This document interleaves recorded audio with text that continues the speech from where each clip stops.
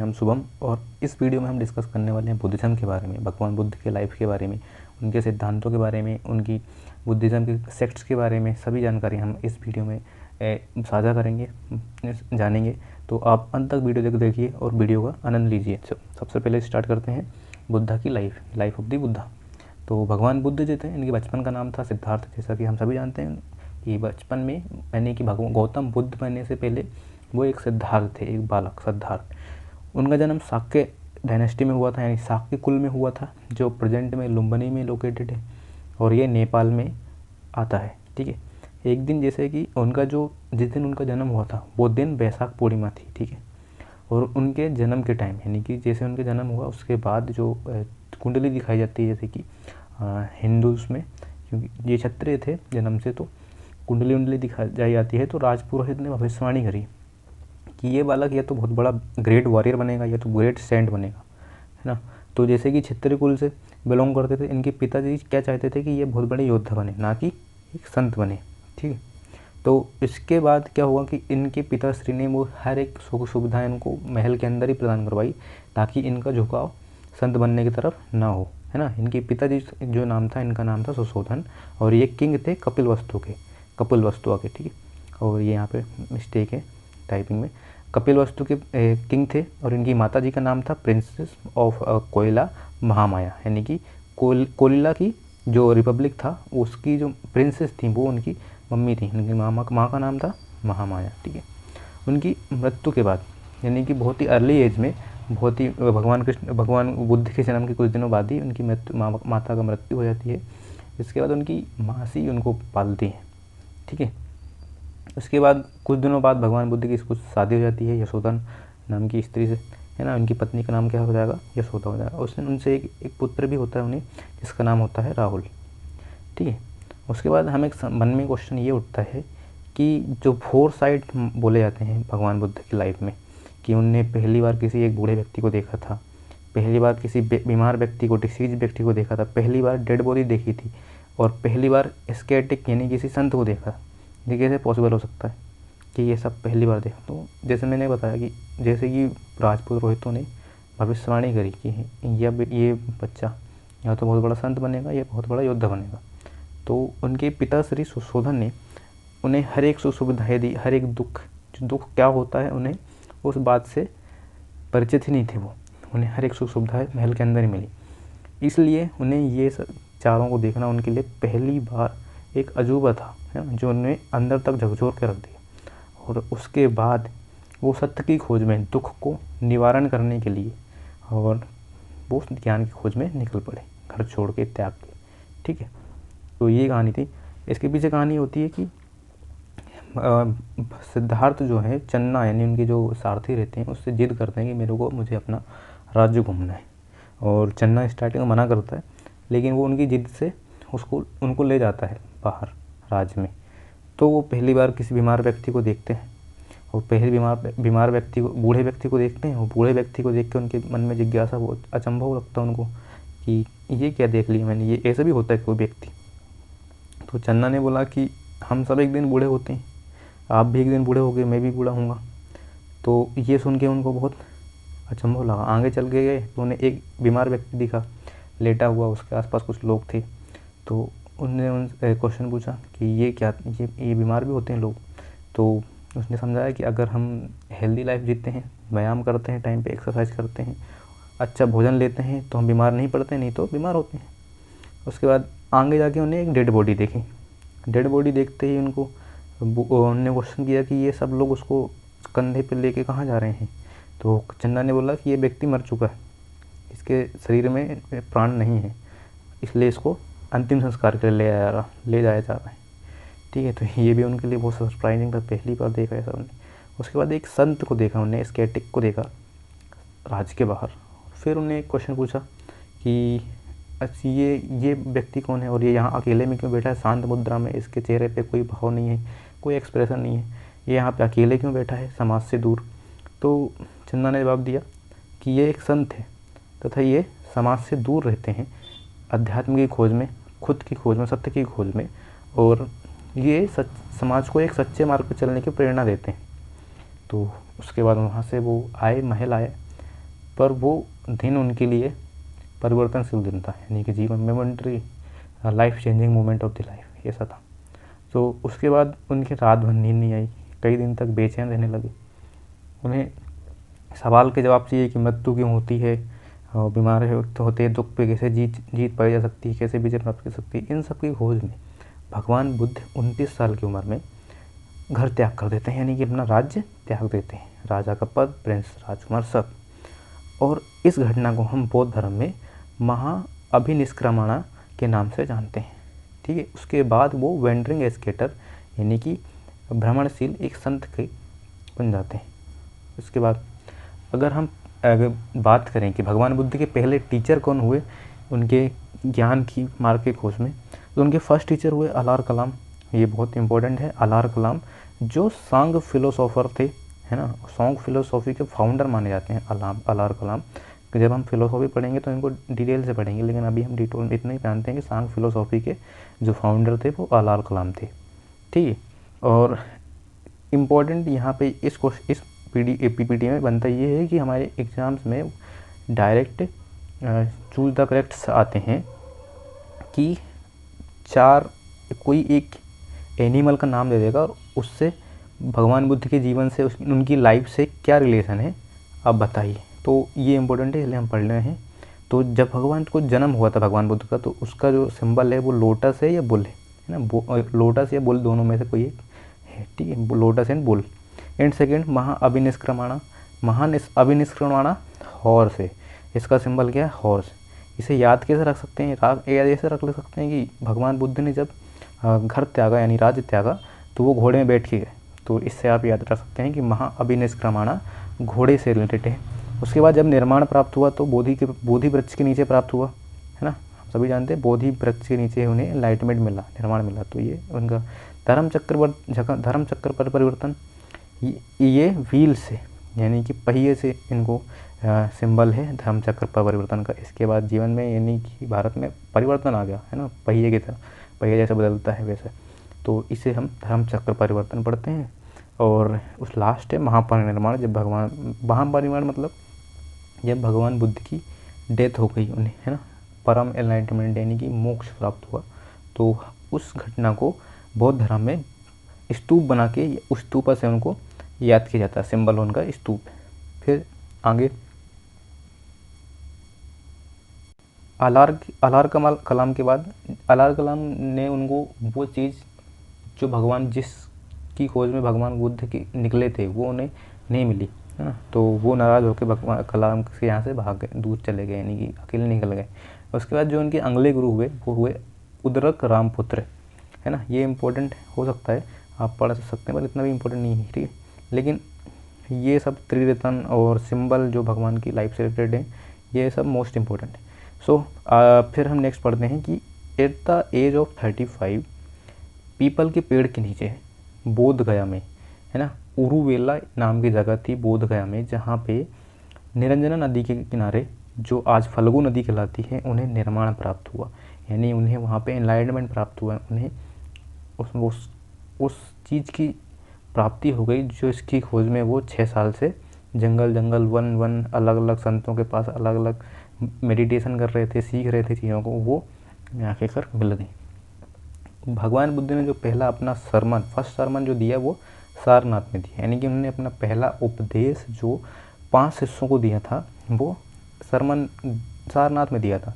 और इस घटना को हम धर्म चक्र परिवर्तन के नाम से जानते हैं, ठीक है। अगला क्या है कि at the age of 80 Kushinagar में इनकी मृत्यु हो गई।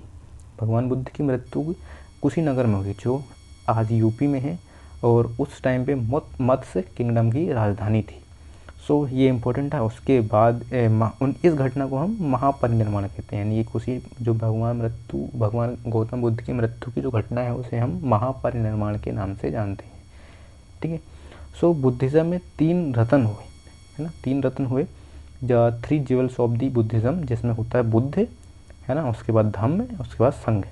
बुद्ध मतलब एनलाइटमेंट, नेक्स्ट धम्म मतलब डॉक्ट्राइन्स ऑफ दी बुद्धा, संघ जो ऑर्गेनाइजेशन उन्होंने बनाया था जिसमें जिन लोगों को शामिल किया जाना था वो संघ कहलाता है, ठीक है।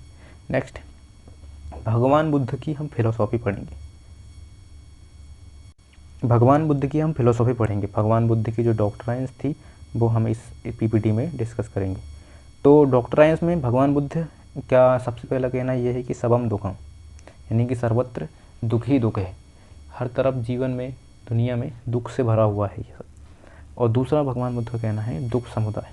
दुख समुदाय मतलब कि इस दुख का कारण है, बिना कारण ये दुख नहीं है, यानी कि कुछ भी चीज़ जीवन में रैंडम नहीं है, इसका कारण है। फिर उसके बाद दुख निरोध, यानी कि इस दुख को रोकने का, निरोध करने का भी हमारे पास तरीका है ना। उसके बाद दुख निरोध गामिनी प्रतिपादा, और इस दुख को ख़त्म करने के रास्ते जो पथ है वो जो है वो है अष्टांगिक मार्ग। क्या है? अष्टांगिक मार्ग है ना, अष्टांगिक मार्ग, जिसमें एट फोल्ड पथ बोलते हैं जिनको हम। उसके बाद भगवान बुद्ध ने बोला कि इस दुनिया में सब क्षणिकवाद है, क्षणिक है, कोई भी चीज़ टेम्परेरी है, everything is a temporary, not eternity, है ना, कोई चीज़ का एटर्निटी नहीं है। तो ये क्षणिकवाद का सिद्धांत भी भगवान बुद्ध ने दिया। और उसके बाद हेतुवाद, सॉरी मिसप्रिंट है, हेतुवाद। हेतुवाद मतलब क्या होता है कि जीवन में हर एक, जो हम रीजनिंग में एक चैप्टर पढ़ते हैं कॉज एंड इफेक्ट, है ना, यानी कि हर एक इफेक्ट का कॉज होता है और ये हर एक कॉज का कोई ना कोई इफेक्ट होता है ना। तो ये ही सिद्धांत जो भगवान बुद्ध ने दिया हेतुवाद, यानी जीवन में कोई भी घटना घटित होती है तो उसके पीछे कोई रीज़न होता है, ऐसा नहीं होता। तो उन्हीं ने इसलिए बोला है अष्टांगिक मार्ग जो दिए गए हैं भगवान बुद्ध ने, वो स्वयं पे, यानी एक व्यक्ति विशेष को कैसा जीवन में रहना चाहिए, राइट ऑब्जर्वेशन करनी चाहिए, यानी जीवन पे हर एक पल पे हमें अपना ध्यान होना चाहिए, राइट मेडिटेशन करना चाहिए, राइट स्पीच होना चाहिए, राइट एक्सरसाइज होनी चाहिए, राइट और क्या होना चाहिए, राइट मेडिटेशन होना चाहिए, राइट मेमोरी होना चाहिए। ये सब मिला के अष्टांगिक मार्ग दिए कि अगर आप इन पथ पे 8 रास्तों पे चल दिए तो आपको हर एक दुख का पता होगा, यानी हर एक दुख के पीछे का कारण पता होगा, जिससे आप उस दुख को ख़त्म कर सकते हैं, मिटा सकते हैं। ये सिद्धांत दिया भगवान बुद्ध ने। उसके बाद भगवान बुद्ध ने बोला कि हर एक दुख का कारण क्या है। दुख के कारण तो हैं, बहुत सारे हो सकते हैं, लेकिन सभी दुखों का कारण जो है वो है तृष्णा। तृष्णा क्या है? तृष्णा है इच्छा, डिज़ायर, है ना। आज मेरे को कार चाहिए, कल मेरे को बंगला चाहिए, कल हेलीकॉप्टर चाहिए। ये डिज़ायर क्या है? दुखों का कारण है। और भगवान बुद्ध के हिसाब से हमारे जीवन का जो अल्टीमेट गोल है वो है निर्माण। निर्माण मीन्स एनलाइटमेंट प्राप्त करना, हमें वो सब ज्ञान प्राप्त करना जो सच में है, सत्य परम ज्ञान है, वो ज्ञान प्राप्त करना, ठीक है। उसके बाद अष्टांगिक मार्ग से ही हम अपने दुखों को ख़त्म कर सकते हैं, ये भगवान बुद्ध ने कहा। और मध्य मार्ग क्या है? मध्य मार्ग भगवान की फ़िलोसॉफ़ी है और भगवान बुद्ध की फ़िलोसॉफ़ी है। मध्य मार्ग से ये भगवान कहना चाहते हैं कि ना हाँ तो हमें एक्सट्रीम में जाना है ना, ना किसी चीज़ की एक्सट्रीमता को पार करना है, ना किसी चीज़ की लोबरनेस को पार करना है, हमें मिडिल पथ बनाना है, और यही है मध्यम मार्ग। यानी किसी भी चीज़ को पाने के लिए हमें, जैसे लाइफ में हमें अगर प्लेजर पाना है तो प्लेजर भी हम एक लिमिट के तक ही पाएंगे, ना कि एक्सट्रीम पे चले जाना है, हनी सिंह बन जाना है, और ना ही हमें संत बन जाना है। हमें एक बीच का रास्ता निकालना है और जीवन हमें व्यतीत करना है, काटना है, ठीक है, परम लक्ष्य की तरफ, निर्माण प्राप्ति की तरफ। तो ये थी भगवान बुद्ध की डॉक्ट्राइन या फिलोसॉफी। नेक्स्ट हम पढ़ते हैं बुद्धिस्ट लिटरेचर। सो अब हम पढ़ते हैं बुद्धिस्ट लिटरेचर। भगवान बुद्ध के, जब भगवान बुद्ध जीवित थे तब कौन सी लिटरेचर लिखे गए, और उनकी मृत्यु के बाद जो असेंबलीज हुई, है ना, जो काउंसिल हुई, बुद्धिस्ट काउंसिल, उनमें कौन कौन से लिटरेचर लिखे गए वो हम इस वीडियो में, इस पीपीटी में ख़त्म करेंगे, ठीक है। सो स्टार्ट करते हैं। सबसे पहले जो 3 पिटक हैं बुद्धिज़्म में वो बहुत इंपॉर्टेंट है। जैसे कौन कौन से पिटक हैं? एक है विनय पिटक, एक है अभिधम पिटक, दूसरा है तीसरा है सुत्त पिटक। ये 3 पिटक इंपॉर्टेंट है। उसके बाद मिलिंद अनुपाहो एक ग्रंथ है। मिलिंद अनुपाहो जो है ग्रीक रूलर मिनेंडर और संत नागासेन के बीच कन्वर्सेशन, है ना, कि दुनिया कैसे बनी, ये इनके पीछे क्या रीज़न है, ये बीच कन्वर्सेशन जो है एक ग्रंथ है जिसका नाम मिलिंद अनुपाहो में लिखा गया है, और ये बुद्धिस्ट लिटरेचर का बहुत बड़ा अभिन्न अंग है। उसके बाद सिलोन, श्रीलंका से कुछ, यानी कि श्रीलंका में, जो श्रीलंका का पुराना नाम जिसको सिलोन कहते हैं, वहाँ पे बुद्धिज़्म के कुछ ग्रंथ लिखे गए, जिनमें प्रमुख है दीपवंश एंड महावंश, यानी कि इनकी जो भाषा है वो हमारे देश की भाषा नहीं है, इनकी भाषा है सिंहला, जो इनकी भाषा है सिंहला, जो श्रीलंका में बोली जाती है। तो ये जो सुत्त पिटक, अभिधम्म पिटक एवं ये सुत्त पिटक, विनय पिटक, ये सब है जो हैं ये पाली लैंग्वेज में लिखे गए हैं, पाली लैंग्वेज में प्रमुख ग्रंथ हैं, और ये सिंहला में हैं, और ये बुद्ध चरित्र जो है संस्कृत में लिखा गया है ना, ठीक है। तो ये चीज़ें हैं इंपॉर्टेंट। और नेक्स्ट उसके बाद हम भगवान बुद्धिज़्म के, जैसे भगवान बुद्ध की मृत्यु के बाद बुद्धिज़्म में विचारों में भिन्नता आ गई विचारों में, जिसकी वजह से सेक्ट्स में डिवाइड हो गया। ये तीन बहुत सारे सेक्ट्स हुए बुद्धिज़्म के, लेकिन इंपॉर्टेंट जो हैं, जो ज़्यादा फॉलोअर्स जो फॉलो करते हैं उनको हम पढ़ेंगे। पहला जो सेक्ट डिवाइड हुआ है हीनयान और महायान एंड वज्रयान। हीनयान वो हुआ जो भगवान बुद्ध की फ़िलोसॉफ़ी के ज़्यादा करीब है, जिसमें कोई बदलाव नहीं है, भगवान बुद्ध की ओरिजिनल टीचिंग को जो फॉलो करते हैं, जो फॉलोअर्स, वो कहलाते हैं हीनयान के फॉलोअर्स, ठीक है। दूसरा महायान यानी कि भगवान बुद्ध की ओरिजिनल टीचिंग में कुछ बदलाव करके, जो बाद के संत हुए उन्होंने उनकी टीचिंग में बदलाव करा और उनको मानने वाले कहलाते हैं महायान। वज्रयान वाले जो होते हैं वो तंत्र विद्या, जादू टोना जैसी इसके तरीक़ों से भगवान बुद्ध को अटेनमेंट को, एनलाइटमेंट को पाना चाहते हैं, वो जो होता है वो वज्रयान होता है। अब इसकी बात करें हीनयान, तो ये इसको हम बोलते हैं southern Buddhist religion. Southern Buddhist religion इसलिए बोलते हैं ताकि ये साउथ में ज़्यादा फैला हुआ है, साउथ में जैसे इंडोनेशिया, थाईलैंड, श्रीलंका, तो यहाँ पे हीनयान ज़्यादा माना जाता है, इसलिए हम सदर्न बुद्धिस्ट रिलीजन बोलते हैं इसको। एंड महायान को नदर्न बुद्धिस्ट रिलीजन बोलते हैं, ताकि ये चाइना, जापान और मंगोलिया, इन कंट्रीज़ में ज़्यादा फैला हुआ है। That's why we call it northern Buddhist religion. Vajrayana जो ज़्यादा प्रेवलेंट है वो तिब्बत में है। तिब्बत में जो बुद्धिस्ट का जो सेक्ट फैला हुआ है वो है वज्रयान, और हमारे यहाँ इंडिया में बात करें तो बिहार और बंगाल में ये प्रेवलेंट है, ठीक है। और टीचिंग की बात करें तो भगवान बुद्ध की ओरिजिनल टीचिंग इसमें इन्वॉल्व है, एंड रिफाइंड टीचिंग जो उनकी आगे अलग संतों द्वारा जोड़ी गई वो महायान में है, ठीक है। और वो नेक्स्ट पढ़ते हैं हम सेक्रेड श्राइन। सेक्रेड श्राइन क्या है कि जो भगवान बुद्ध से जुड़ी हुई जगह है, जहाँ पे भगवान बुद्ध ने अलग अलग राज्यों में जाके टीचिंग दी अपनी, है ना, उपदेश दिए, या जहाँ पे उन्हें जन्म लिया, जहाँ पे ज्ञान लिया, तो ये सब उनके सेक्रेड साइंस में आते हैं, जो उनके तीर्थ यात्री वहाँ घूमने जाते हैं, ठीक, बुद्धिस्ट रिलीजन के। तो उसमें इम्पोर्टेंट क्या है, लुम्बिनी, बोध गया, सारनाथ, सांची, कुशीनगर, नालंदा, है ना, भरहुत भी है जो MP में है, और ये भी इम्पोर्टेंट है। और नेक्स्ट है साउथ में बात करें तो साउथ में है अमरावती, नागार्जुनकोंडा जो आंध्र प्रदेश में है, और अजंता एलोरा की केव्स जो महाराष्ट्र में है। ये मोस्ट इंपॉर्टेंट जगह हैं, इनको मेमोराइज दिमाग में रखिएगा। ये कभी भी पूछ सकते हैं कि भगवान बुद्ध से रिलेटेड कौन कौन सी जगह है, और एक ऑप्शन में अदर जगह दे देंगे जिसमें ऐसे क्वेश्चन बन सकते हैं, ठीक है। नेक्स्ट हम पढ़ेंगे जो भगवान बुद्धिस्ट आर्किटेक्ट है ना, आर्किटेक्ट से बुद्धि में देखें तो स्तूपा मिलते हैं, विहार मिलते हैं, चैत्य मिलते हैं। तो ये तीन होते क्या हैं इसके बारे में हम जानेंगे, ठीक है।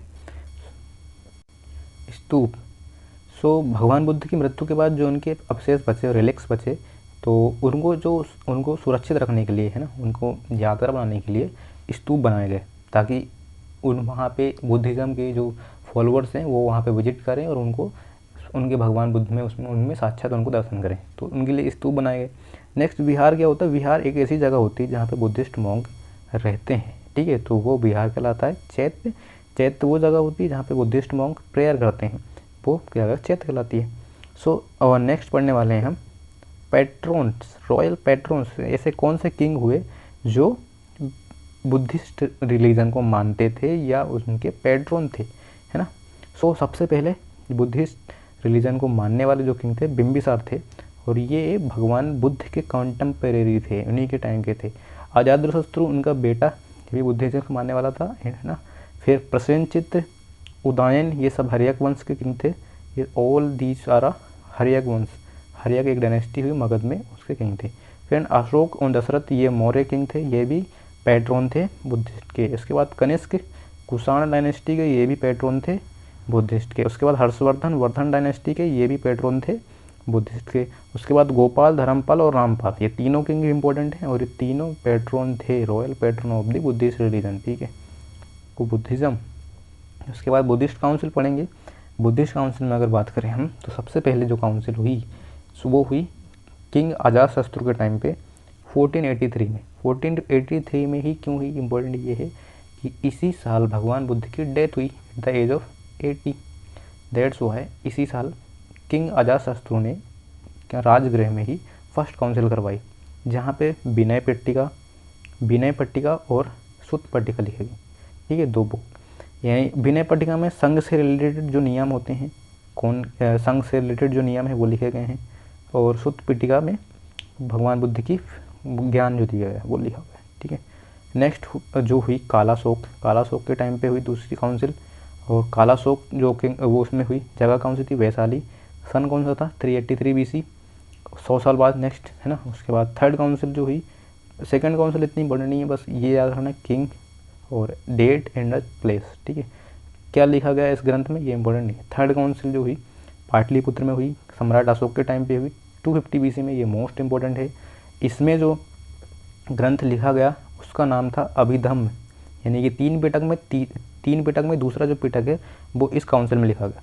हाँ, अभिधम्म पिटक जो है इस काउंसिल में लिखा गया, थर्ड काउंसिल में।